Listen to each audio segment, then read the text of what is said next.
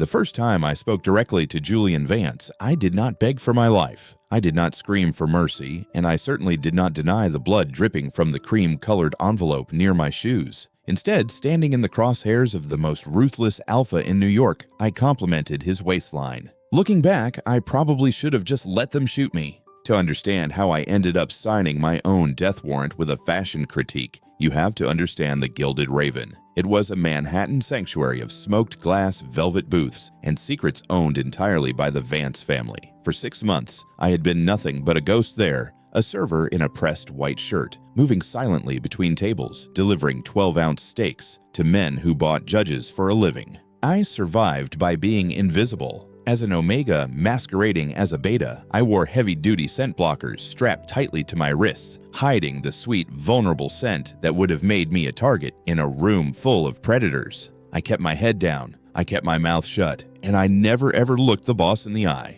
But tonight, the Onyx Room was booked for a closed-door syndicate meeting. I was simply passing the restricted corridor with a tray of sparkling water when the overhead lights abruptly flickered. It was only a second of darkness, but in the underworld, a second is more than enough to end a life. Someone brushed violently against my shoulder. A sharp, icy sting bit into the skin just beneath my collar. Before I could even gasp, a sickly sweet metallic taste flooded my mouth, and a chemical fire began racing through my veins. When the emergency lights flared back on Marcus Vance, Julian's adopted brother, and the family's golden boy was standing a few feet away, his smile perfectly, dangerously arranged, and right next to my polished black shoe lay a sealed envelope, a dark red stain drying on its corner. The heavy oak doors of the Onyx Room swung open. Julian Vance stepped into the corridor, and all the oxygen immediately left the room. Julian did not need to raise his voice to command fear. His presence was a physical weight, anchored by the scent of cold cedar and biting winter air that even my suppressants could not completely filter out. He was dressed in a tailored black suit, his expression carved from absolute unforgiving ice. He looked down at the bloody envelope, then slowly lifted his gaze to me, his silver-gray eyes locked onto mine, calculating freezing my blood in place. "Tell me," Julian said, his voice a low, terrifying rumble that vibrated right through my ribs. "What exactly are you hiding?"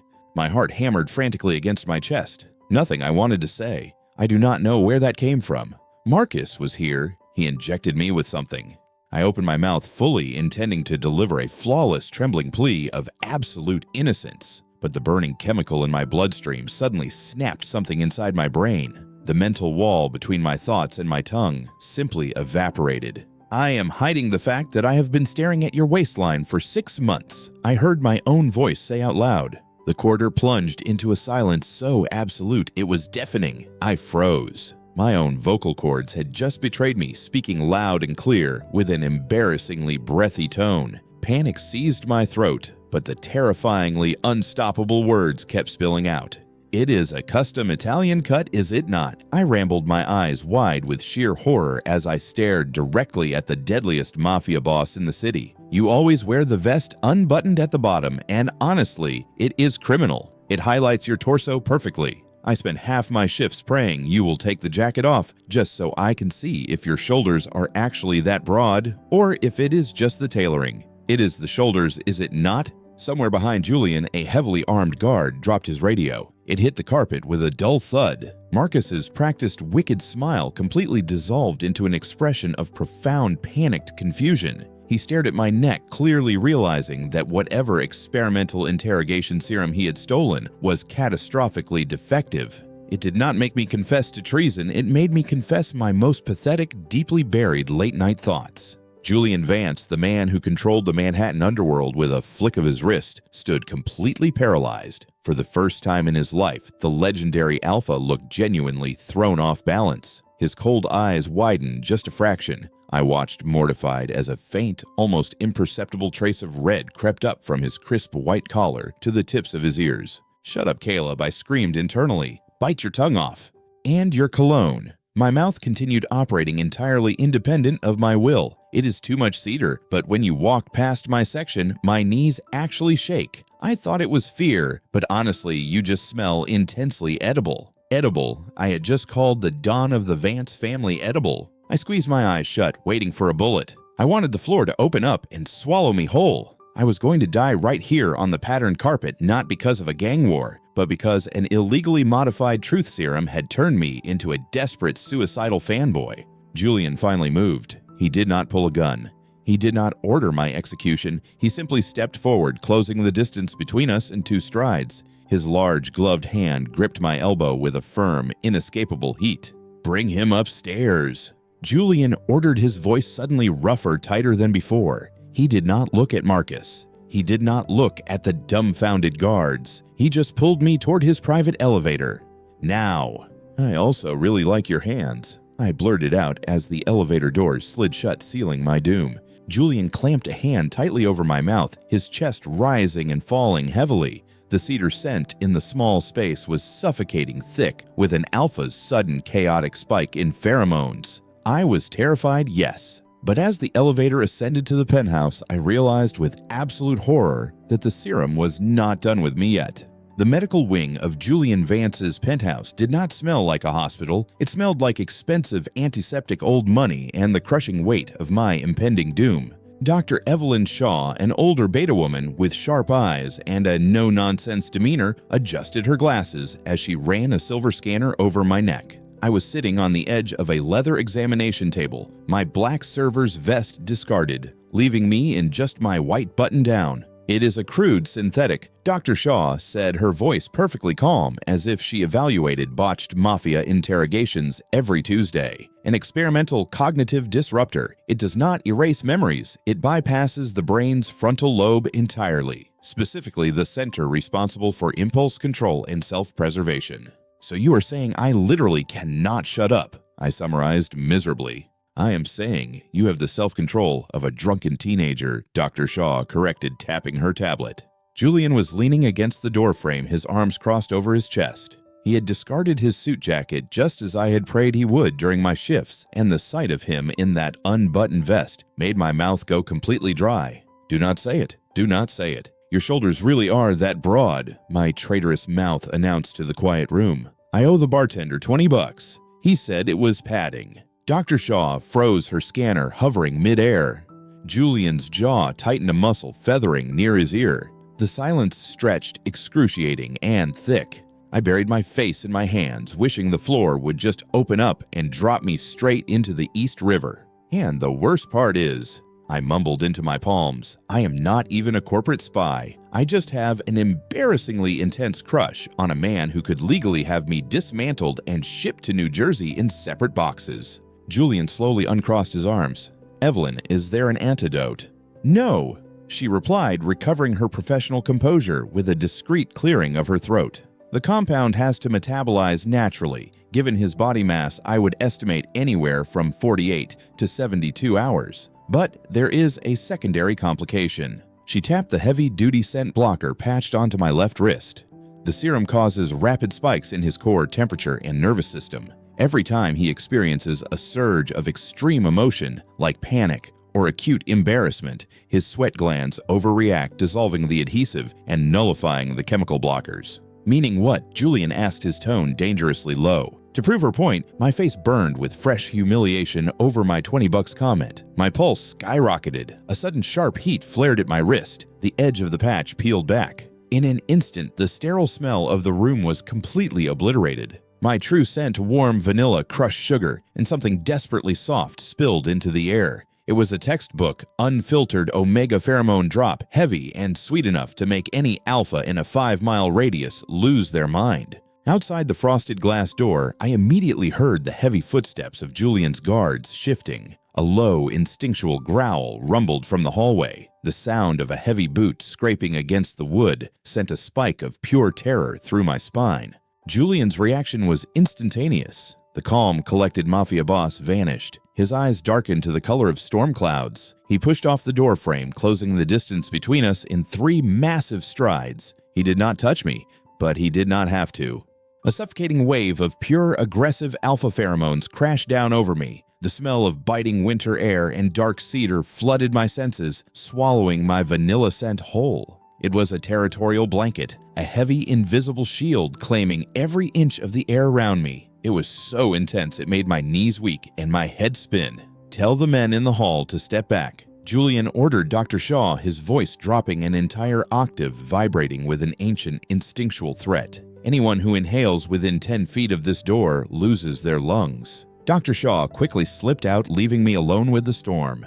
I sat on the table, trembling, wrapped entirely in his scent. It felt like being buried in a snowdrift, freezing yet strangely, fiercely protective. "You are marking me," I whispered the serum, pulling the words out of my dizzy brain. "You are temporarily marking me with your scent, so the others will not touch me." Julian stood over me, his chest heaving slightly as he fought to control his own alpha instincts. "If I do not, you will not survive the walk to the elevator. Half my syndicate is downstairs. So, I have to stay with you," I concluded, the realization hitting me, "until the serum wears off. 24/7.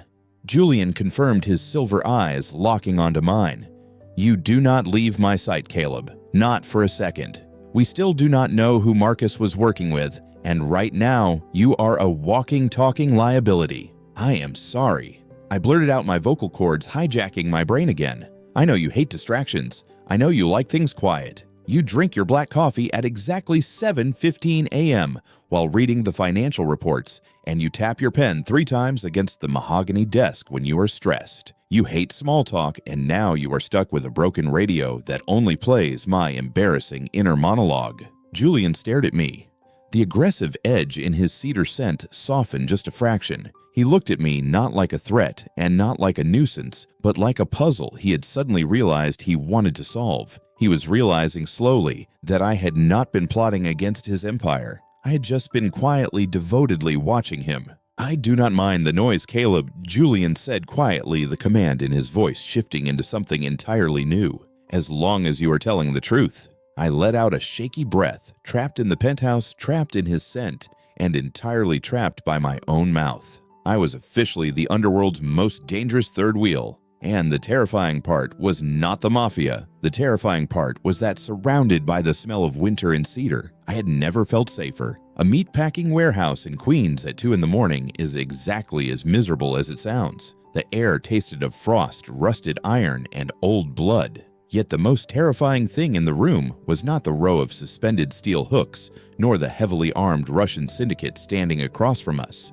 It was my mouth. I was standing exactly 1 foot behind Julian Vance's left shoulder. I was not there as his bodyguard. I was there because if I stepped even 2 feet away, the protective umbrella of his heavy winter cedar pheromones would break. And if that happened, every alpha in this freezing warehouse would instantly smell a terrified, unbound Omega. Across the makeshift metal table stood Sergei Volkov. He was a mountain of a man draped in a grotesque, oversized fur coat that looked entirely out of place for a mild New York winter. He had a thick, unnaturally dark beard and the kind of arrogant smirk that usually preceded a massacre. Julian, as always, was a picture of effortless, lethal grace. His dark overcoat was unbuttoned, his hands resting casually in his pockets as he negotiated the territorial rights to the Brooklyn docks. He did not raise his voice. He did not need to.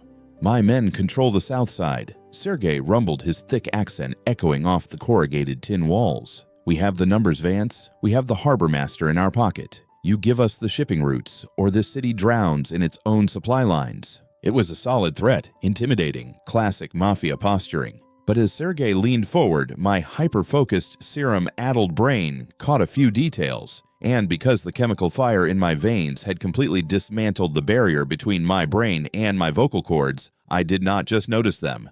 I announced them.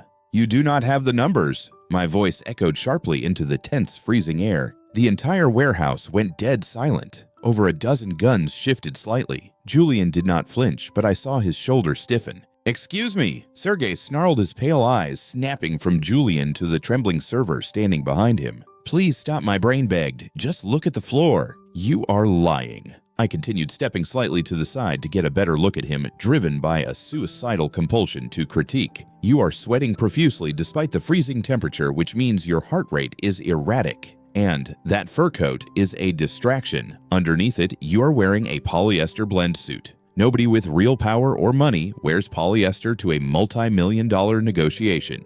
It is a tragedy, honestly." One of Sergei's lieutenants reached for his holster. Julian simply shifted his weight, his cedar scent spiking with a sharp, violent warning that froze the lieutenant in his tracks. Furthermore, I rambled on, my face burning with a catastrophic mix of shame and adrenaline. Your beard is horribly dyed. It is practically leaking onto your collar. You are not a threat, Sergei. You are a broke man overcompensating with dead animals and cheap dye. I will cut your tongue out. Sergei snarled, his face turning the color of bruised plum. Enough, Julian interrupted. His voice was not a shout, but it struck the room like a physical blow. He did not look at me. He kept his eyes locked on Sergei, but his hand moved, sliding casually over my wrist, his thumb pressing right against my scent blocker patch. The heat of his touch was grounding, a silent promise of absolute violence against anyone who dared step toward me. My associate, Julian said smoothly, the ghost of a dark, amused smirk touching the corner of his mouth, lacks a certain diplomatic filter, but he rarely misses a detail. So Sergei, are we going to discuss your phantom army, or are we going to discuss the debt you owe me for wasting my time?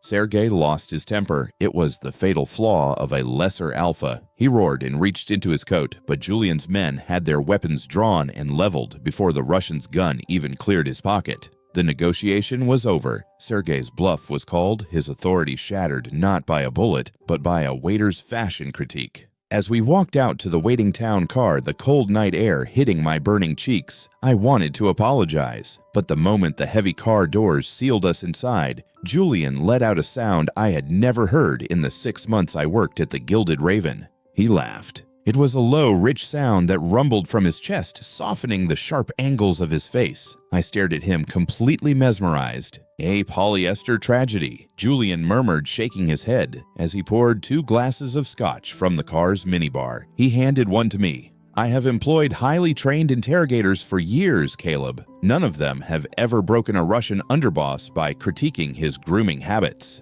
I am a menace to society? I groaned, taking the glass with a shaking hand. You are surprisingly useful, he corrected softly. Hours later, the adrenaline had faded, leaving behind the quiet, heavy stillness of Julian's penthouse. The city lights of Manhattan stretched out below the floor to ceiling windows looking like crushed diamonds scattered on black velvet. Julian was standing by the glass, his jacket discarded, a half-empty tumbler in his hand. The cedar scent in the room was no longer a heavy protective shield. It was softer now, tired and solitary. He looked out at the city, a man who owned everything the light touched, yet stood entirely alone in the dark.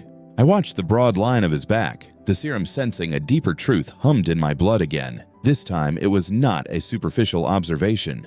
You do not actually like the view. My voice broke the silence, soft and unbidden. Julian did not turn around, but he stopped swirling the amber liquid in his glass. You stand there, I whispered, unable to stop the painful honesty from spilling out, because the silence in this apartment is too loud. You look at all those lights so you can pretend the city is keeping you company. You protect everyone, Julian, but you do not let anyone stand next to you. The air in the penthouse shifted. It grew impossibly heavy. Julian finally turned to face me. The amusement from the car was completely gone. In its place was a look of such raw, unguarded vulnerability that it made my chest ache. He looked at me not as a boss looking at a subordinate or an alpha guarding an omega. He looked at me like a man who had just been seen, truly, completely seen, for the first time in his life. He set his glass down on the desk. He took one slow step toward me. And for the first time since the lights flickered in the Onyx room, I did not want to run away.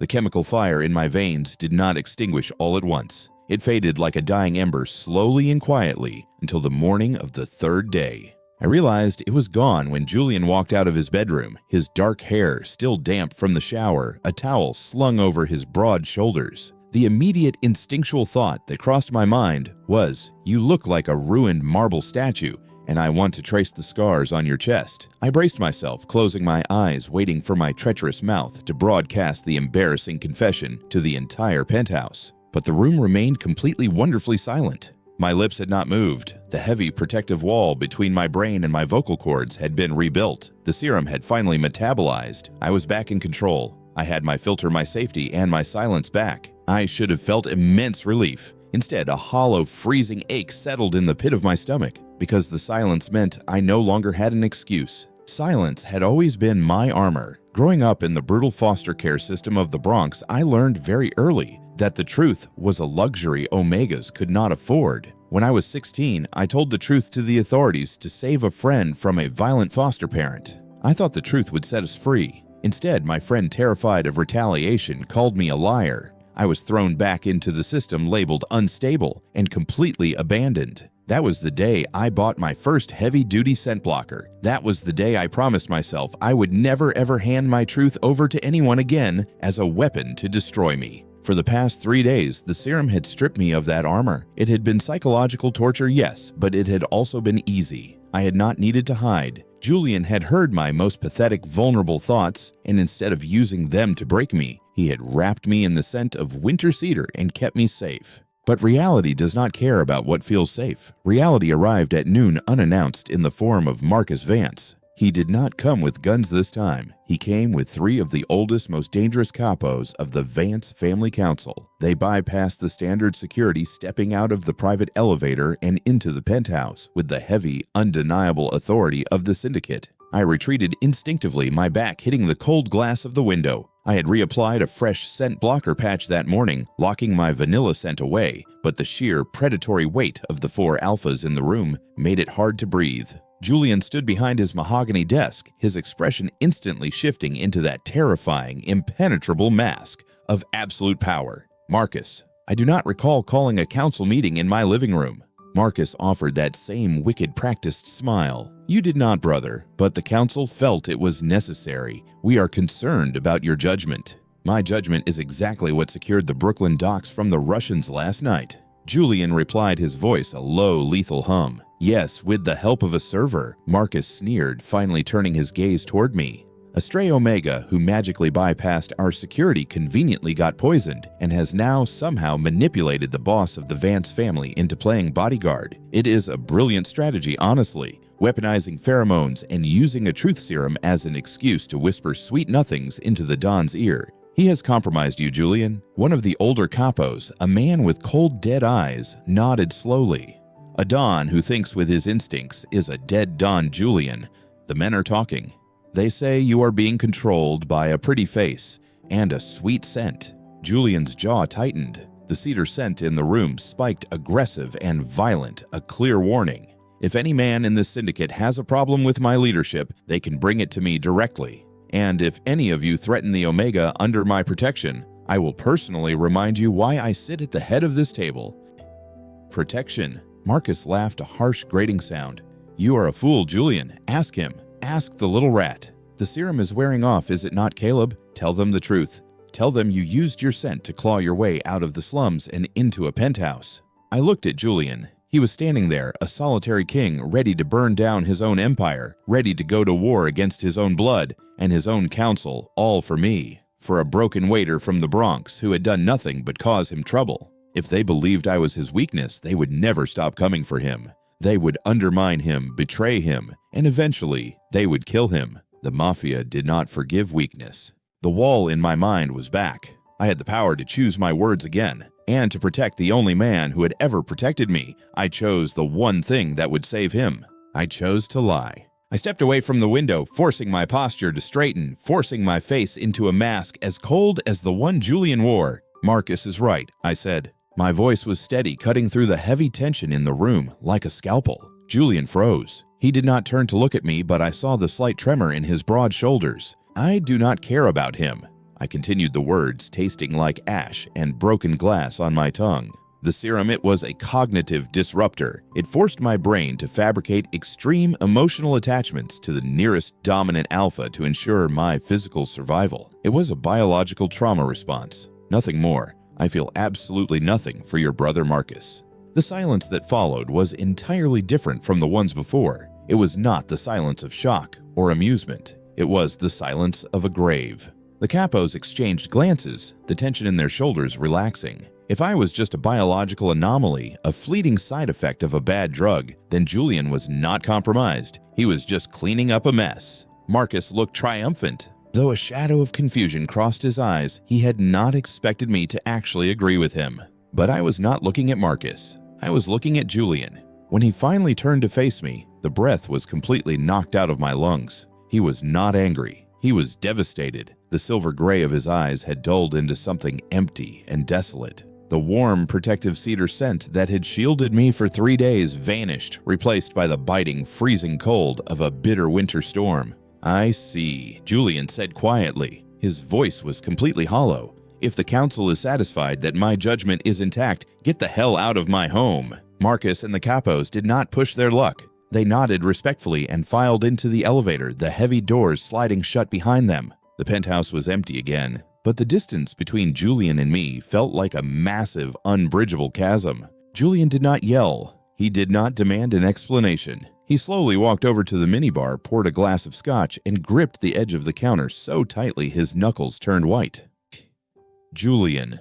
I started my voice, trembling, desperate to explain, to tell him I had to do it for his safety. Do not, he cut me off. The single word cracked like a whip. He did not look at me. The serum is gone, Caleb. You have your silence back. You do not have to force yourself to speak anymore. He walked past me, heading toward his private office. He did not touch me. He did not leave a trail of protective warmth. As the heavy door clicked shut, leaving me standing entirely alone in the massive living room, I realized the tragic irony of my survival. I had finally gotten my voice back, only to use it to break my own heart. Silence used to be my sanctuary. Now it was just a graveyard. It had been 4 days since the serum left my bloodstream. 4 days since I had reapplied a fresh, heavy-duty scent blocker, sealing my vanilla scent away behind layers of synthetic adhesive. I was back in my pressed white shirt and black vest, moving like a ghost through the edges of Julian's world. I thought returning to the shadows would bring me peace.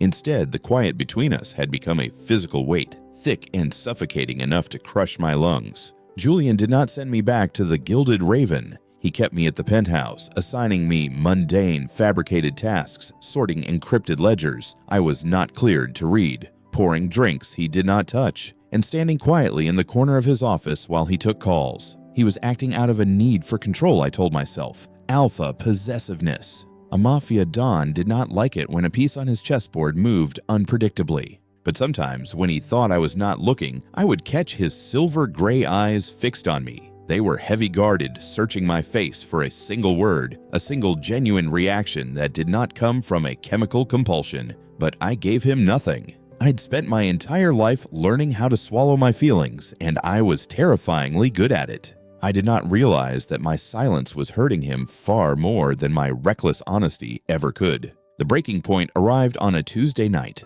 The sky over Brooklyn was bruised with heavy rain washing the docks in a miserable, freezing sheet of gray. Julian had brought me along to inspect the newly acquired shipping routes we had taken from Sergei. We stood beneath the skeletal shadow of a massive harbor crane surrounded by the smell of brine-wet asphalt and the sharp, controlled cedar of Julian's presence. He had half a dozen guards spread out across the perimeter, but the docks were vast, full of blind spots and rusted shipping containers. The Russian manifests are clear, Julian said, his voice cutting through the sound of the rain as he handed a waterproof folder back to a lieutenant. He did not look at me, but he stepped just slightly to the left, positioning his broad body between me and the bitter wind blowing off the water. It was a tiny, unconscious gesture of protection. It made my chest ache. I opened my mouth to say thank you. The words were right there, resting on my tongue. Before I could speak, the night shattered. It did not sound like a movie. There was no dramatic echo, just the harsh, deafening sound of high-velocity gunfire cutting through the rain. The harbor master's office window 50 yards away exploded into a cloud of white glass.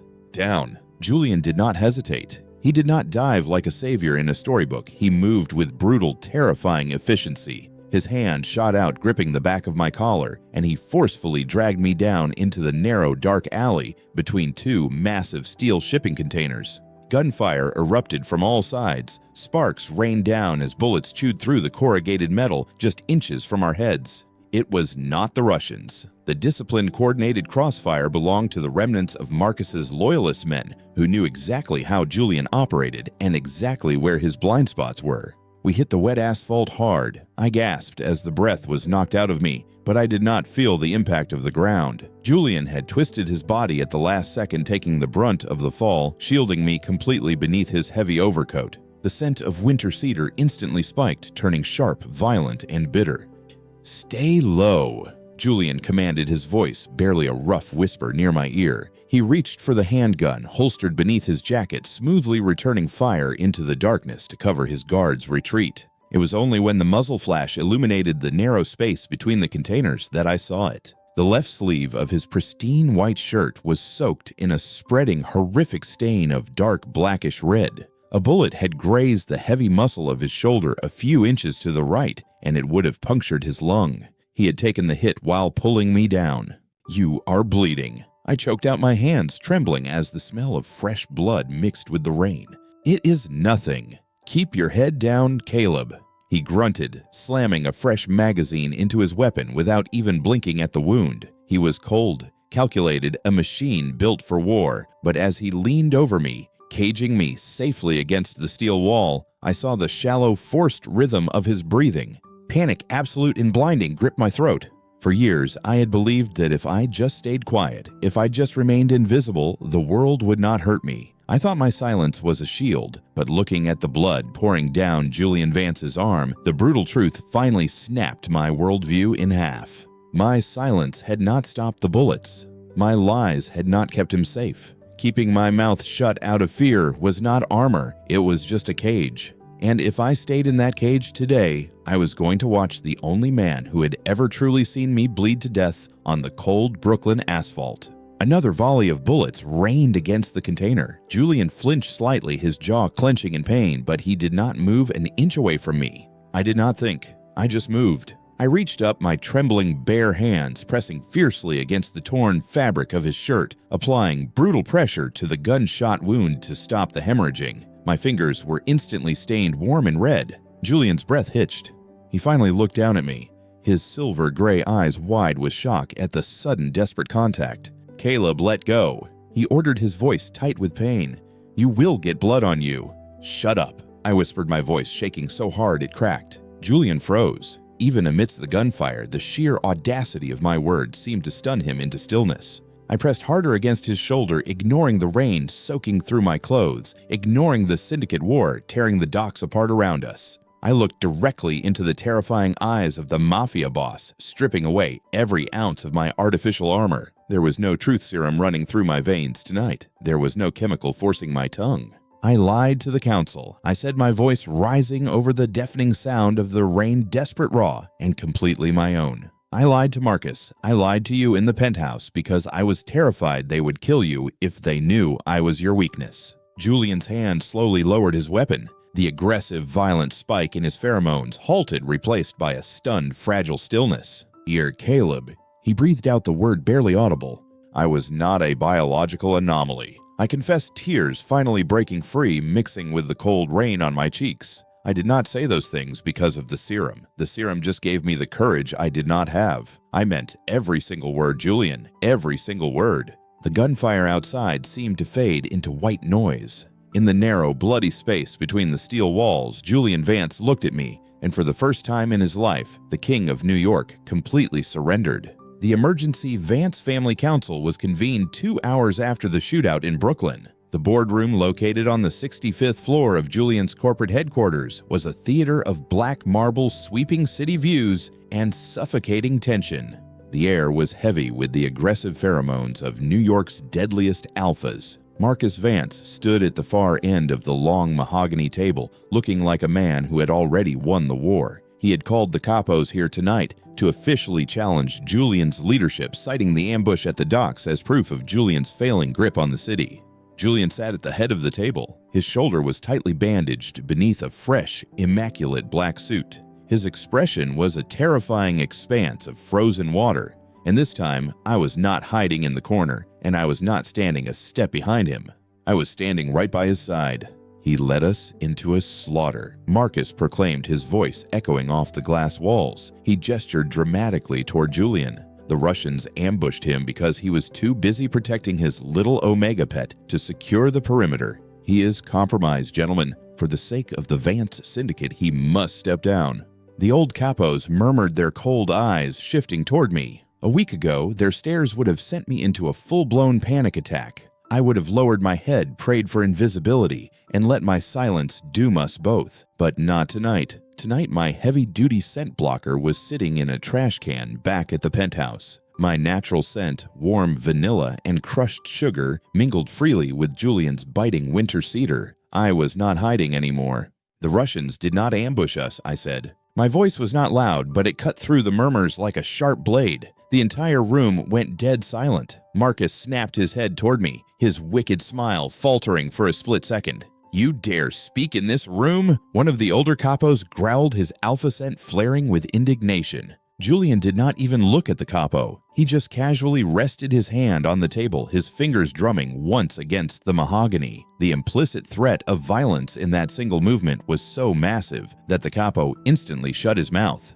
"Let him speak," Julian commanded softly. I stepped forward. I did not need an experimental truth serum to strip away my filter. I just needed to look at the bandage on Julian's shoulder and remember that my silence had almost cost him his life. I looked directly into Marcus's arrogant eyes. The Russians did not ambush us because the Russians do not use 5.56 NATO rounds in suppressed M4 carbines. I stated my mind, pulling up the exact details from the chaotic violence on the docks. That is tactical gear. That is Vance Syndicate gear. Marcus scoffed, though a bead of sweat formed at his temple. "You are taking the word of a waiter over your own blood." "I am taking the word of the encrypted ledgers I spent the last 4 days organizing in the penthouse." I countered smoothly. I turned to the capos. "Account number 8804. It is an offshore shell company. Over the last 6 months, massive payouts were funneled from the Brooklyn operation directly into that account. At first glance, it looks like a Russian extortion payoff, but the routing numbers matched a private holding firm in the Caymans, a firm that coincidentally paid the property taxes on Marcus's new estate in the Hamptons." The boardroom shifted. The aggressive pheromones in the air morphed from indignation to lethal suspicion. "You are lying," Marcus snarled, taking a step toward me. "I have an eidetic memory." I replied, my voice completely steady. "I remember the routing numbers. I also remember the exact shade of the polyester suit the Russian underboss wore last night, which happened to bear the exact same cheap tailoring tag as the burner coat Marcus wore the night he poisoned me in the Onyx room. He bought the poison, he bought the Russians, and he bought the bullets that hit Julian tonight." I did not stop there. I laid out every discrepancy, every timeline flaw, and every subtle lie I had observed over the past week. I did not hold back. I weaponized my hyper-awareness, stripping Marcus of his alibis piece by piece until he was standing naked in front of a firing squad of his own peers. When I finally finished, the silence in the room was absolute. The old capos were not looking at me with disdain anymore. They were looking at me with profound, wary respect. Marcus realized he had lost. With a feral roar, he pulled a concealed weapon from his waist, aiming directly at me. He never even got to chamber a round. Julian moved with terrifying, blinding speed. In a fraction of a second, he was out of his chair, his hand violently gripping Marcus's throat and slamming him down onto the mahogany table. The heavy wood cracked under the impact. The gun clattered uselessly to the floor. Julian's cedar scent exploded, dominating the room with a suffocating, absolute alpha fury. "Take him to the basement." Julian ordered his guards, his voice devoid of any human emotion. He looked down at the gasping, terrified man who used to be his brother and make sure he remembers every mistake he ever made. The guards dragged Marcus out. The capos, deeply unsettled but entirely convinced, bowed their heads in submission to Julian and quietly filed out of the room. Suddenly, the massive boardroom was empty. The adrenaline that had been keeping me upright began to crash. My knees wobbled, and I reached out to grab the back of a leather chair for support. Julian turned to me. The lethal, freezing aura surrounding him melted away the second his silver-gray eyes met mine. He crossed the room, stepping into my space, and gently caught my waist before I could fully lean on the chair. His large, warm hand rested against my side, grounding me. "You did not have to do that." Julian murmured, his voice a low, rough rumble. "I had my own evidence against him. I was going to handle it." "He called me your weakness." I breathed, looking up at him. I needed them to know that I am the exact opposite. Julian's thumb brushed softly against my cheek. He was so close that his breath mingled with mine, his cedar scent, wrapping around my vanilla in a perfect possessive embrace. "You were never my weakness, Caleb," Julian said, his eyes darkening with an intensity that made my heart hammer in my chest. "And the serum did not expose anything I did not already know." I blinked, confused. "What do you mean?"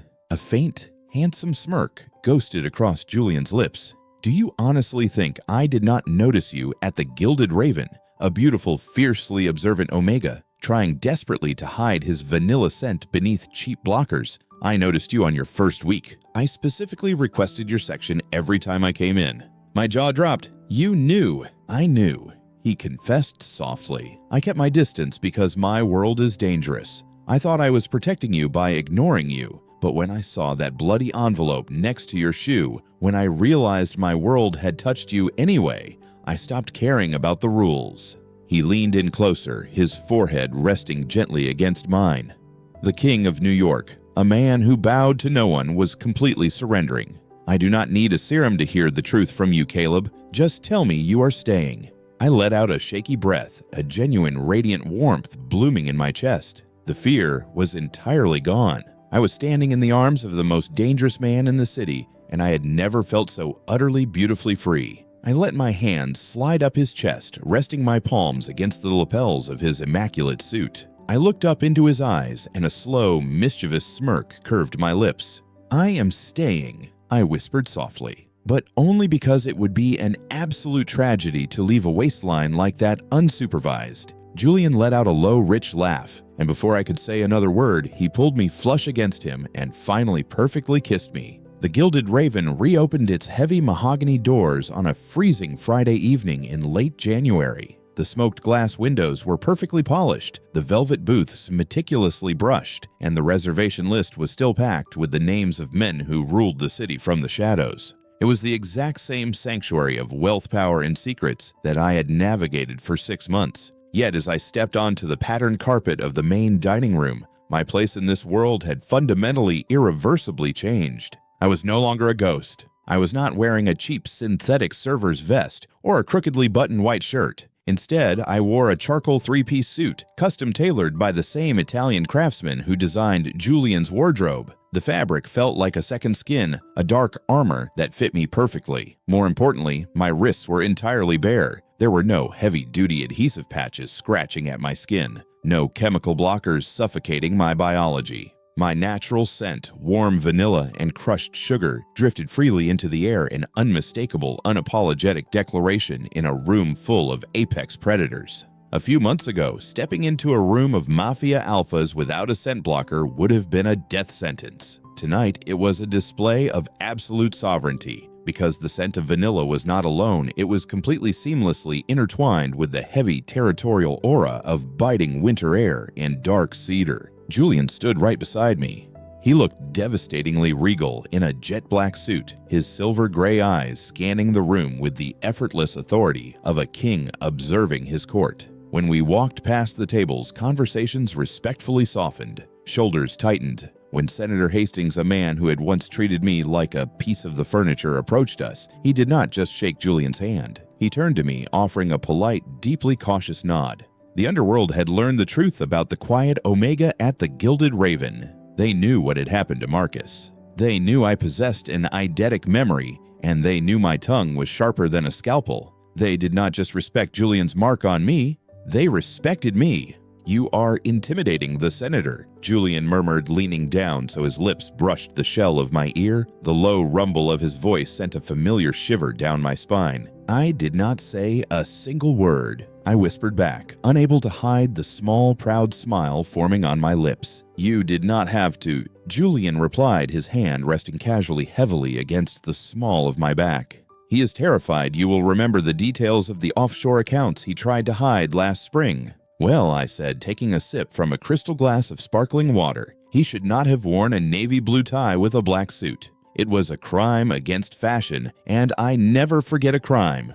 Julian let out a quiet, rich laugh, the sound wrapping around me like a warm blanket. The alpha who once commanded the city with terrifying silence had learned how to smile, and he saved every single one of those smiles entirely for me. By midnight, the restaurant had emptied and the heavy doors were locked. We left the Gilded Raven behind, taking the private elevator up to the penthouse. The city of New York stretched out beyond the floor to ceiling windows, a glittering sea of gold and white lights against the pitch-black sky. The winter wind howled against the reinforced glass, but inside, the air was warm and still.